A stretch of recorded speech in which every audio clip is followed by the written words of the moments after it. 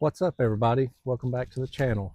Got a new grill for you today. Got the Bighorn Outdoors Santa Maria grill. Going to do an unbox and assembly for you today. So let's get it opened up. So right here, got some leg pieces. Let's see what else we got here. The hardware, some studs, some feet, parts for the rotisserie. All in a nice contained box. Set this off to the side with the legs. Oh, Corey over here. The instructions. Don't need that crap. See what else we've got in here. All the legs and the spit for the rotisserie. Set this off the side. So got grate, like a nice chrome plated grate. So we got shelves, the posts that go on the side for the side grates. Let's see what we have here.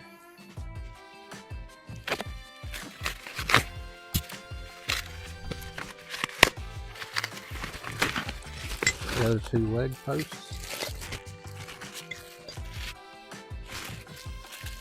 Set these off the side. Styrofoam. And we've got the side grates that go on the posts. Got the nice Bighorn logo on it. Made out of expanded metal. Some kind of coating on it.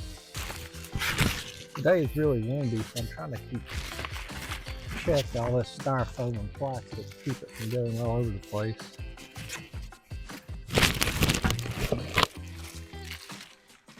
Got the other side shell.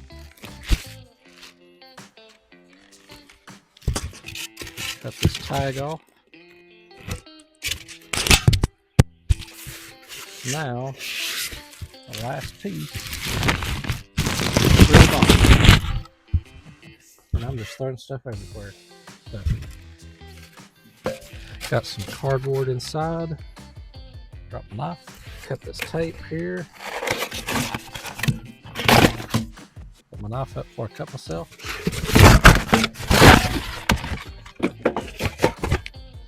Set that off to the side. So now we have the body of the portable Bighorn Grill Santa Maria grill. So let me get the rest of this trash out of the way. We'll go through the build. So I've got all the trash out of the way, ready to do the first step of the assembly.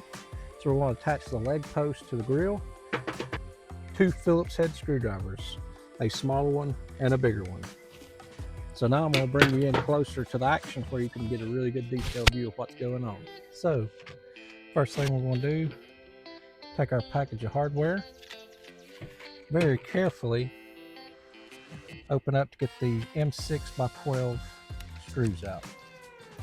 If you're using a knife, be careful not to cut yourself. So for one leg, requires 3 screws. So we use our larger sized Phillips head screwdriver. Put that in there. Drop your screw in. Get just a couple threads engaged. Go through, put the rest of them in. And then go through, tighten them down.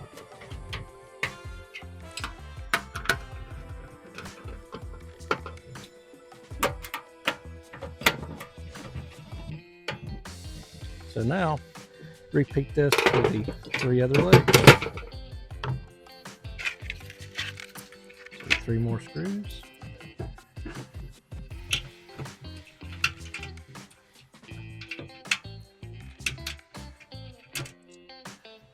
One, 2, 3. Run them down. You'll want to get these fairly tight because this will be holding the weight of your grill, and if you don't get them tight, ultimately the legs could be wobbly, so you don't want your grill to fall over while you're cooking.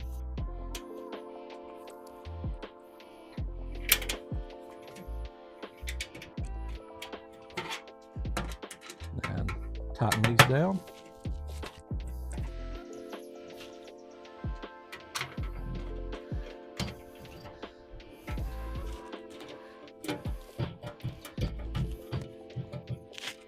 And that will finish off all of your M3 or M6 by 12 screws. So, but this still has 2 screws in it, so don't discard the package. So put this one together. All right, just go around, make sure everything's good and snug. It don't have to be torqued to 100 foot-pounds or anything. Just good and tight is good.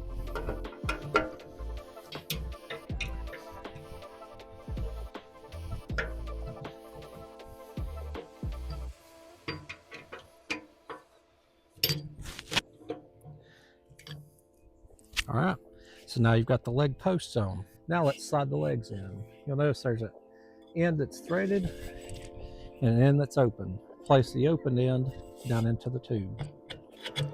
Okay. So slide it all the way down. Tighten up your wing nuts. And then open end, close end. Open end goes in here. Then loosen the wing nuts. So, got those in. I'll turn this around. See the other 2. Back off the wing nuts. So,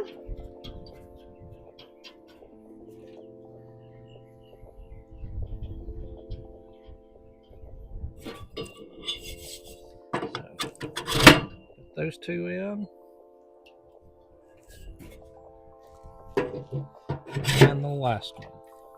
Just make sure you hear a good solid thud once the leg bottoms out into the tube, to make sure you've got it in as far as it'll go.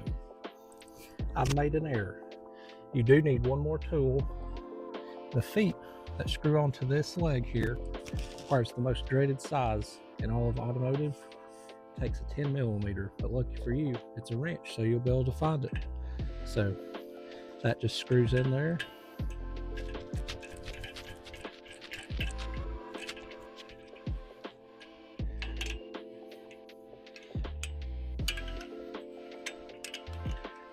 And again, you don't have to torque it to 100 foot-pounds. Snug is good enough. All right, and then just go through, snug them all down.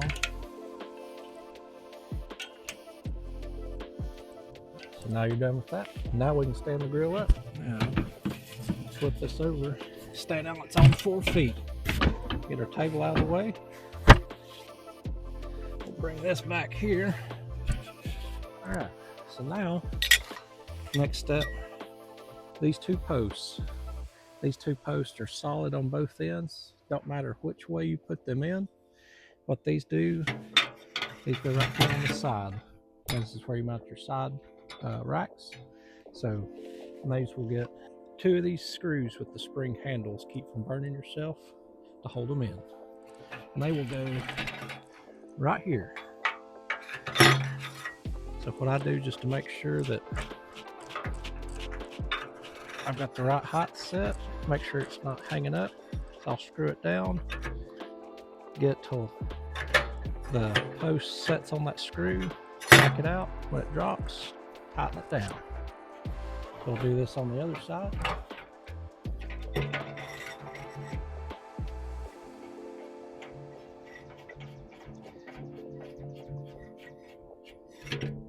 Setting on the screw, back it down.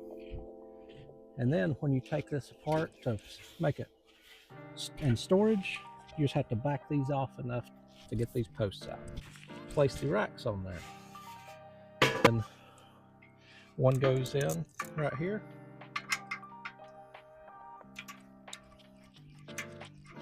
Just get it started. Slide it over your post. Then tighten it down just to keep it from moving. Got one more. Got the logo. Slide it over the post. Tighten it down. So I'm just going to move these out of the way for right now. Just loosen them up. Tighten them back down.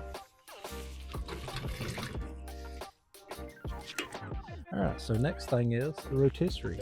We'll have these two blocks right here. Two more of the spring screws. So these will go over post like so. And then there's a screw right there to hold it on. So just for this purpose, we'll put it down over there, tighten it down. Now I want to show you something. Got these little studs in here, might be hard to see. These interact with the sprocket on the rotisserie. So they slide down in through there. Flip it around. So these slide down through there. Locks in right there. So there's our other block on here. Tighten it down.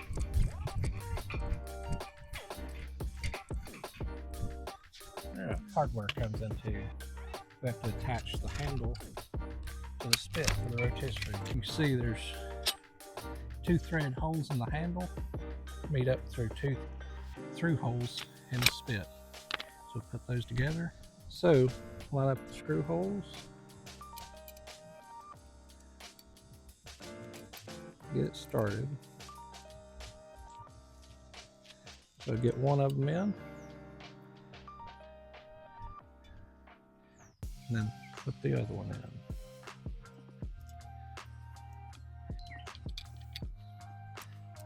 Oh, knock all my screws out. Goes on here like so.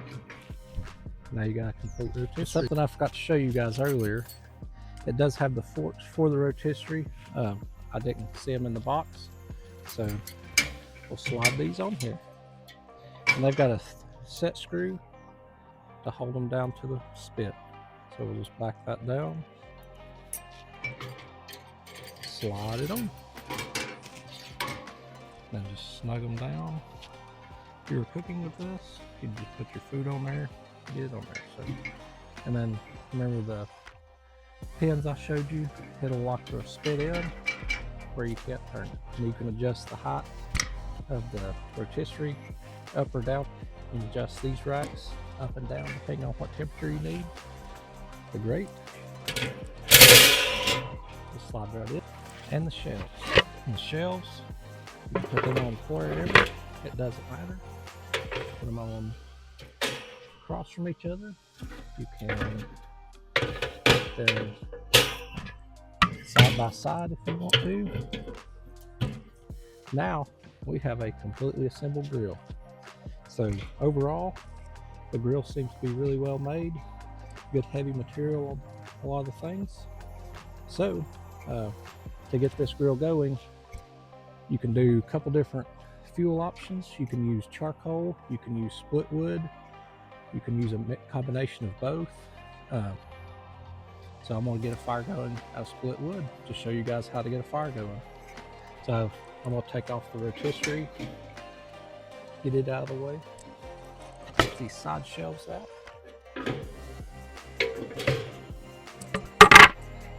and take the grate out.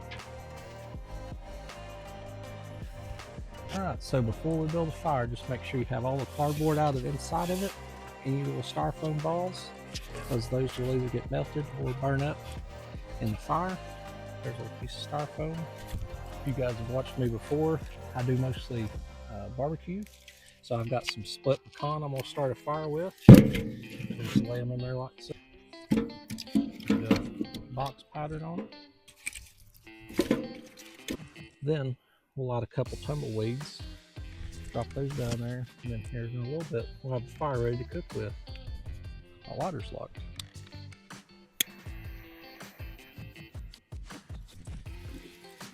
Drop those down in there. Just cover up your fire starters with your wood and give it a little bit of time. Alright, so this fire's been going for about 30 minutes. Some of the wood's burnt down into coals. So to get ready to cook with it, take an old pair of tongs or a ash rake. Just move it, spread everything out a little bit.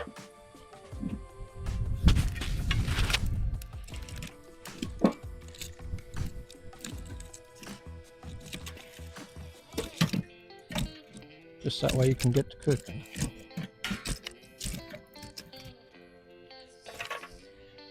And the goal is just to get spread out where you get an even heat across it. One thing to keep in mind with this grill, it is very susceptible to wind. In East Tennessee, it's a windy day today, so I would make sure you have at least a dozen more splits on hand, just depending on your cook time, to add to it if you need to. If you're using charcoal, make sure you got plenty of charcoal, just in case, because wind will add fuel to the fire and make it burn hotter, make it burn up quicker. Make sure you've got a good rake for your coals or an old pair of tongs to move your logs or your charcoal around to get the cook that you're looking for. So depending on how you're wanting to grill, if you're wanting to do a high heat sear, this will be fine. Just to throw the grate on, start searing, and then everything else I've seen, if you're wanting to slower cook everything, hold your hand. You can hold your hand for up to 6 seconds above the heat, you're ready to roast. But I can barely hold my hand over that for a few seconds, so we'll need to let that fire die down some before we start cooking on it. I'm actually not cooking on it today. Today's my son's birthday, so about to go do something for his birthday. But I've got a cook coming up for you. I'm going to do a tomahawk steak on this, so stay tuned to the channel and see any new videos that are coming out. In this video, I'll show you some of the cooks I've done with this, because I actually have one of these that I bought myself. This is one that Bighorn sent me to do videos to show you all. Then you can also throw stuff on the rotisserie, put it up here, even though it's not powered. The wheel on the spit will allow you to do it in 4 different positions. If you want to see something cooked on the rotisserie, put in a comment below what you want to see, or anything you would like to see cooked with this. Please comment below. And also please go to the subscribe button down below. Make sure you're following me. And also go to Bighorn Outdoors, give them a follow as well. And you can see this product that they have and all their other products. They've got pellet pizza ovens, gas pizza ovens, electric pizza ovens, 1500 degree infrared propane grills, got all kinds of cool stuff. Make sure you go check their website out. The link is below. Find anything you need. You can also use the code Henry5 at checkout, and on top of any sales that they have going on, you'll get an additional $5 off on your total. So thank you guys for watching, and see you next time.